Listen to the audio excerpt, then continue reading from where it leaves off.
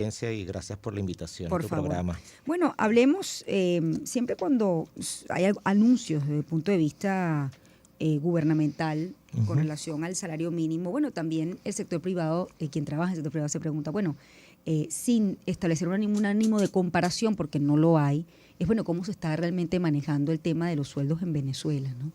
¿Qué han encontrado ustedes en los estudios que han hecho? A ver, una vez que se da el anuncio en el mes de enero del Estado, donde hace el ajuste, o más que el ajuste, ratifica la posición de que el cestatique son $40 y que debe ser indexado, y está todo el tema de la necesidad de las empresas de tener la Gaceta Oficial.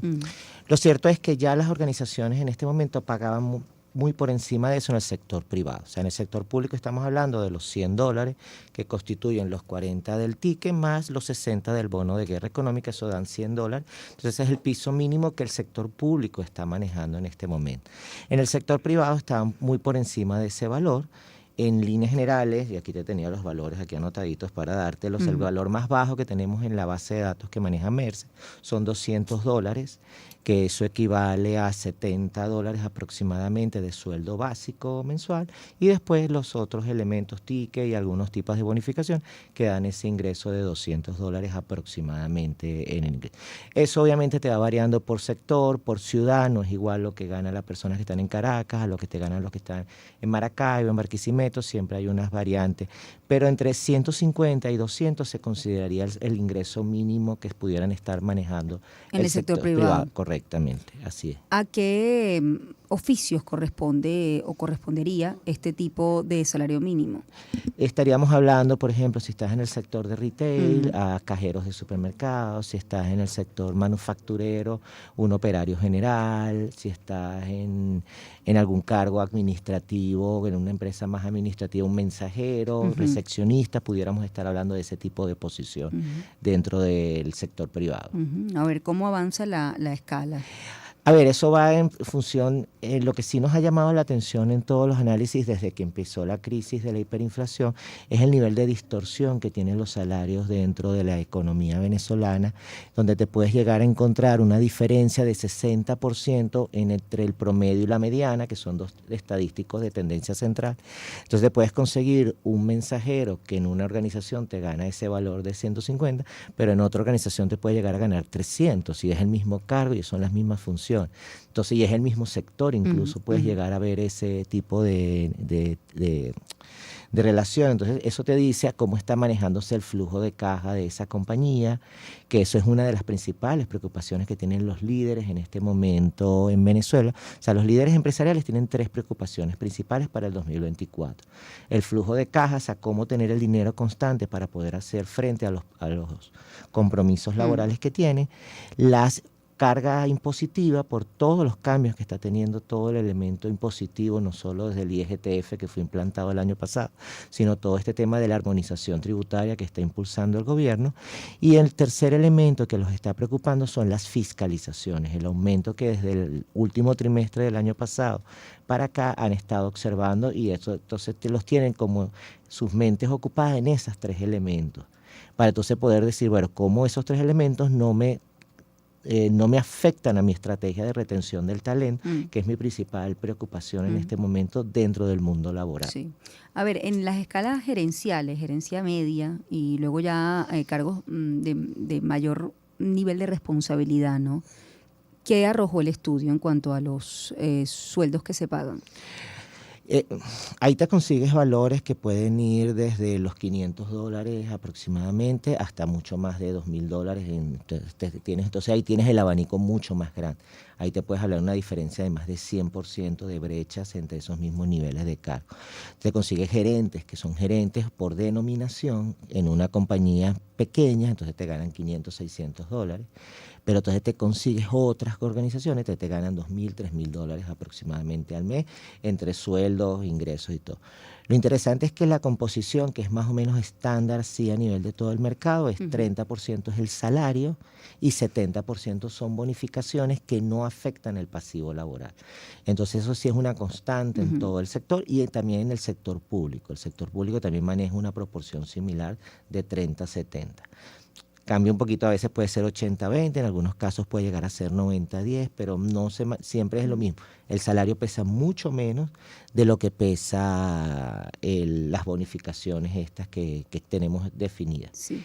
Lo cual preocupa a Shirley de cara al anuncio que el gobierno hizo en el mes de enero sobre la revisión de los elementos de vacaciones y prestaciones, que solo dejó que quieren revisar esos dos conceptos, pero no han dado luces hacia dónde va esa revisión. Si es una revisión en cuanto a la cantidad de días que se otorgan o es una revisión a la fórmula de cálculo, que puede ser la inclusión de estos elementos que hoy no forman parte del pasivo, pero eso no lo han aclarado. Lo que también estuvimos analizando, haciendo unas líneas históricas en Mercer, fue cómo habían sido los comportamientos de todos los ajustes que se habían hecho desde que el salario mínimo es decretado. Sabes que este año se cumplen 50 años del salario mínimo de la primera vez que fue decretado en 1974 por Carlos Andrés Pérez. Entonces, a partir de ese momento hasta la fecha se han dado más de 80 y tantos ajustes, y en promedio, cuando hemos tenido años electorales presidenciales o años electorales parlamentarios, nos ha dado 3,6 ajustes en esos años particularmente. Eso es lo que nos llevaba a la conclusión, es que entonces vamos a esperar varios anuncios este año 2024 por parte del Ejecutivo. Ya tuvo el primero. Deberíamos entonces estar esperando algo para el día 1 de mayo o el mes de abril a lo mejor, y a lo mejor algo hacia final del año, pero todo va a depender de cómo se comporte el año en todo lo que tiene que ver con el tema electoral. Sí, hay algo, me parece interesante en el mercado venezolano, un gerente de nivel alto o medio. La pregunta es si lo que el título universitario, una persona que tenga un título universitario, puede ganar o por ello gana más que una persona que no tiene algún tipo de estudio, o hay una distorsión con respecto a eso. Si un profesional que nos esté escuchando a esta hora puede sentir que alguien que no ha cursado estudios, sin que eso obviamente sea menos digno, gana mucho más que un profesional en Venezuela. A ver, ahí se me inclina, se me hace el corazón chiquito, porque como profesor universitario siempre incentivo a que la gente estudie. Lo mejor que uno puede hacer es estudiar. Tenemos un país que ha perdido la capacidad de estudiar por la inmediatez de toda la información y de las redes sociales, y creer que ser influencer, youtuber o cualquiera de esos temas, eso es hacerme rico de la noche a la mañana, y eso no es tan cierto, porque para generar contenido necesitas conocimiento y necesitas preparación. Y credibilidad. Y credibilidad, exactamente. Entonces, uno debería tender a propiciar estudiar y que eso te genere en conocimiento. Hay una generación que está queriendo que todo sea más rápido. Las universidades han estado tratando de adaptarse a ese esquema de carreras más cortas, ofrecer algunas opciones universitarias más cortas para el tema de esa inmediatez, y entonces eso te debería llevar en un mercado laboral a que yo valore el que tengas una carrera universitaria. Para la mayoría de las carreras o búsquedas que se dan en el país, te pide la formación universitaria, y yo te voy a pagar por esa formación, y si tienes algún tipo de posgrado, y sobre todo idiomas, también debería pagarte más por esas características. Sin embargo, existen algunas posiciones que lamentablemente no te piden al tipo de carrera universitaria, sobre todo cuando tú ves cargos en el área de ventas o cargos en el área de atención al cliente. A veces no te exigen tener algún tipo de carrera universitaria o algún tipo de formación más allá del bachillerato. Entonces, pues posiblemente puedo caer puedo conseguir trabajo sin tener que estudiar en ese momento. O abandonar, digamos, la profesión y no ejercerla. Para, que la situación económica te empuja a buscar otros trabajos, y eso es doloroso también. Sí, es correcto. Te puede llevar a que, no puedo trabajar en lo que estudié, me necesito dedicar a otro tema. Pero lo que yo siempre le digo a mis estudiantes cuando estoy en la universidad es que no importa que ustedes no ejerzan la carrera que están estudiando, pero el tener una carrera te da un conocimiento, te da una formación, te da un piso del que puedes partir para hacer cualquier cosa que tú te propongas ante la vida. Así es, un muy buen consejo, profesor, sinceramente, en un contexto como este. Hablemos de los retos, ¿no? Para la empresa, sobre todo si se estima que eventualmente podría venir un aumento de salario que no teníamos, salario mínimo que no teníamos, por supuesto, la información y No, tampoco cifra no la manejamos.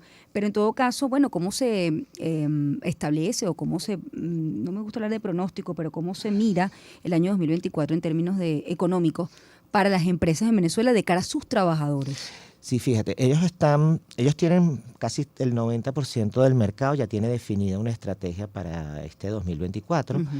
Está definida en dos elementos. Obviamente, la composición salarial es bolívares-dólares, es un paquete mixto lo que maneja la mayoría de las organizaciones. Entonces, para el paquete mixto, la parte de bolívares, ellos están estimando un ajuste de 165%, y para la parte en dólares están estimando un ajuste del 13%, pero lo que estamos visualizando es una tendencia a la baja. ¿Qué quiero decir con esto? Que a pesar de que ese es el valor que está puesto en planificación, pudieran estar dando menos de ese valor a nivel de la frecuencia. Hemos visto cómo se ha desacelerado los ajustes, ya lo vimos el año 2023, que se han ido espaciando en más largo tiempo los ajustes. ¿Por qué es en dólares? Tanto en bolívares como en dólares hemos visto cómo se han espaciado los ajustes. Pasamos de dar ajustes todos los meses, que lo vivimos en el 17, 18, 19, incluso en el 20, y ya empezamos a ver ajustes cada 3 meses, cada 4 meses en la parte de bolívares, y en la parte de dólares 1, 2 o ninguno. Ya el año pasado muchas organizaciones con la parte en dólares ni siquiera la movieron, la mantuvieron igual a lo que tenían en el 2022, y para este 2024 vemos algunas organizaciones que a lo mejor dicen, bueno, no muevo los dólares, mantengo mis dólares que tenía en el 23 en el 24. Eso es lo que estamos diciendo. Si dan algún tipo de ajuste va a ser más hacia final del año, Shirley, entendiendo de que, bueno, déjame ver algún tipo de corrección y ver un poco la inflación en dólares para ver cómo se ha ido comportando y tratar de corregir en ese momento hacia final del año. Algo importante es lo que llaman el sueldo emocional, es decir, Sí. lo que hablamos del paquete como tal. Hoy en día, ¿han ustedes tenido la oportunidad de ver cuántas empresas, más allá de los beneficios per se de que están, digamos, en la ley, ofrecen como para retener el personal? Es decir, más allá de lo que se pague es lo que te ofrezco además como empresa. Por ejemplo, los seguros. Sí. Fíjate que vamos a empezar por entender qué está pensando nuestra gente en este momento. El año pasado, en el 23, solo el 50% del mercado midió el clima compromiso. O sea, le preguntó a sus trabajadores cómo se sentían y qué querían que les diera la organización. En líneas generales, la mayoría en esas mediciones obtuvo que el clima estaba más o menos bien en comparación al año 2022. Entonces, basado en ese tema, ¿qué es lo que plantearon para el 2024 a nivel de estrategia? Su primera estrategia era retener al talento. ¿Cómo retengo al talento? Ya no es solamente en el salario como tal, la compensación, sino dar otros elementos que están enfocados a mejorar la experiencia del trabajador. Esa experiencia del trabajador está enfocada en primero capacitarte, entonces estamos otra vez viendo cómo se rescata todo el elemento formativo, que es muy importante y que muchas organizaciones a veces tienen la tendencia a pensar, bueno, es un costo, es un gasto innecesario en este momento de crisis, quitémoslo, y no es así. La formación siempre te agrega valor, es una buena inversión y siempre te ayuda a mejorar la productividad de tus organizaciones. En otros elementos, dentro de todo ese tema del mundo de beneficios, observamos en el año 2023, Shirley, cómo se rescataron prácticas que existieron antes del 2017 y se fueron perdiendo producto de la crisis, como todo tipo de agasajos, Día de la Madre, Día del Padre, fiestas navideñas y todo ese tipo de cosas. Y empezamos a ver otra vez cómo eso se rescató en el 23. Y además no solo se rescató como, bueno, vamos a hacerlo porque queremos. No, es que además la gente te lo pedía, la gente quería el espacio para compartir. No solo es el tema laboral, sino que era un espacio donde pueda socializar con mis compañeros de trabajo. Y empezamos a ver y la gente empezó a valorar nuevamente ese tipo de agasajos y elementos que forman parte del salario emocional, que además te ayudan al otro elemento que está en boga en este momento, que es el tema de la salud mental, que es controlar esos cuadros de ansiedad y depresión que están teniendo muchas personas en la población, producto de todo lo que sienten, que no les alcanza el ingreso y todo el tema, y darle ese tipo de esparcimiento te ayuda a drenar un poco esa ansiedad que puedes estar sufriendo. Con el tema de los seguros, Shirley, hemos visto una recuperación. Las pólizas de salud prácticamente habían desaparecido cuando llegó la crisis de la hiperinflación. Con el COVID, muchas empresas empezaron otra vez a buscar alternativas Entonces, bueno, empezamos a ver un rescate en ese beneficio. Hoy por hoy muchas organizaciones lo están dando, están haciendo muchos esfuerzos para poder entregarla por el alto costo que ellas representan. Sin embargo, hay una evolución interesante en el sector asegurador, que es que estamos ofreciendo pólizas de bajo costo, que es lo que se llama, bueno, no te puedo dar un colectivo con todas las características, pero a lo mejor te doy un paquete solo de APS, de atención primaria de salud, o te doy un paquete de urgencias y emergencias. Entonces, como hay unas combinaciones que se dan que te permiten tener algo de salud sin caer en un costo excesivo, y eso entonces ha permitido que muchas organizaciones vuelvan a otorgar el beneficio. De hecho, en este momento observamos algo interesante de que en esa búsqueda de que yo a lo mejor quiero ganar más y buscar un trabajo donde me paguen más, muchas personas preguntan, ¿tienes seguro? Y si no tienen seguro, dicen, no, prefiero quedarme donde a lo mejor gane menos, pero tengo una póliza, a irme a un sitio donde gane más, pero no la tengo. Entendiendo de lo que pasamos cuando pasó el COVID por acá en Venezuela. Lo otro es, de cara, digamos, al futuro, ¿no? Y entendiendo un poco la circunstancia económica del país, fíjate que muchos de los aumentos se dan no a través de vía sueldo formal, sino a través de bonos. La pregunta es si realmente nosotros podemos, de alguna manera, como empresa, incluso a nivel de Estado, asumir ese compromiso tal como está la ley, es decir, con todo lo que tiene que ver con antigüedad y todos los beneficios, digamos, que se van acumulando a lo largo del tiempo, ¿no? ¿Qué tan, digamos, real es que la gente pueda, que una empresa en este momento pueda asumir esos compromisos tal como están? No, muy difícil, Shirley. Es sumamente complicado decir que esos bonos que yo estoy entregando yo los coloque dentro del pasivo, teniendo las antigüedades que tienen muchas organizaciones, muchas, no las nuevas que han surgido, la mayoría del mercado todavía son empresas que tienen más de 5 años, más del 90% del mercado son empresas de más de 5 años, y tienen promedios de 20, 15, 10, 8 años, ya eso te hace inviable el pasivo laboral de tus organizaciones. Al mismo Estado le cuesta asumir ese compromiso porque tiene una nómina, primero grande, son más de 3 millones de funcionarios públicos con antigüedades altas, entonces pasar ese mismo bono de guerra que entrega el Estado dentro del pasivo laboral es complicado incluso para el mismo Estado.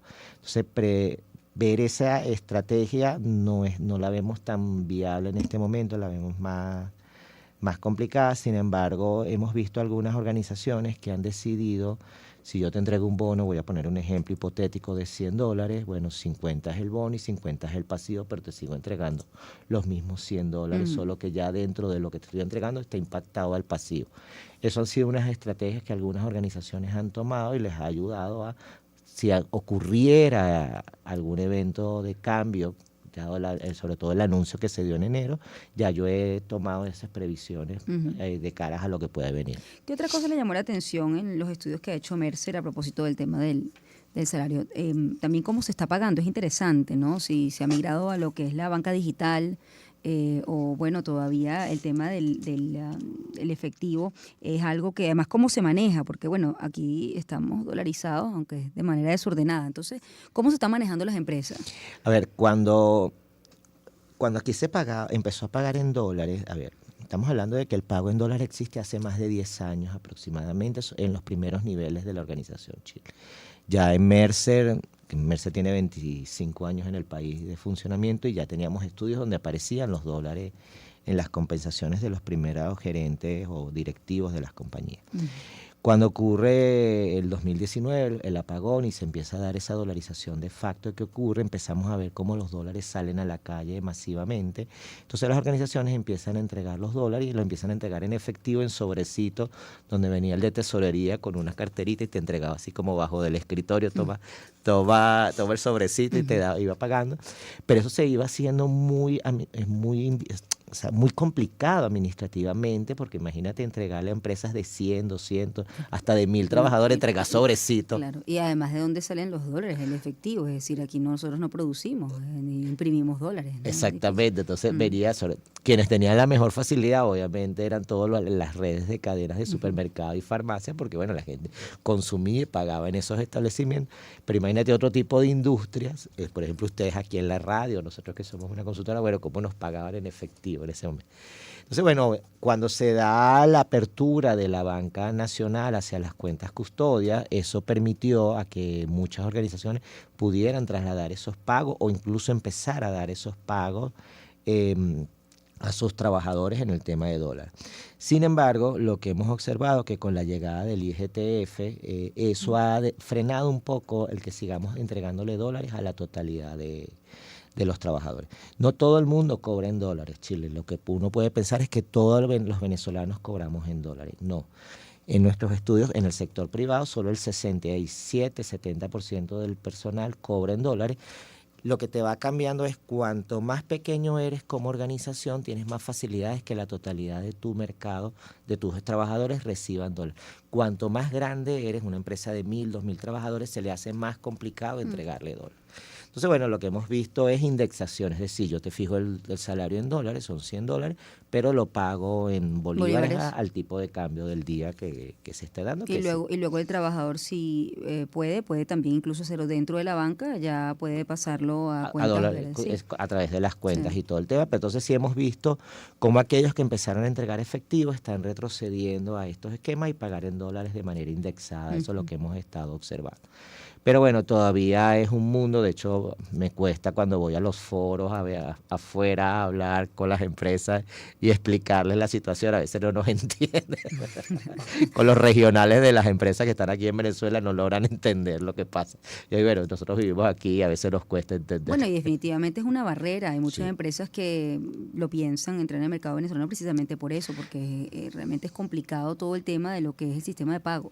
Sin embargo, ¿sabes qué he observado, Chile? Y lo hemos venido haciendo. Muchas empresas a nivel internacional de países, no los países que típicamente conocemos, países como India, Suecia, Australia, etcétera, nos han estado pidiendo información de Venezuela, información salarial, cómo se paga y todo, porque hay cierto interés, sobre todo en el sector petrolero, obviamente, dado lo que está sucediendo con la relajación de las sanciones, de abrir sus operaciones o venir a explorar el mercado venezolano. Entonces sí hemos empezado a ver ese elemento dentro del mercado.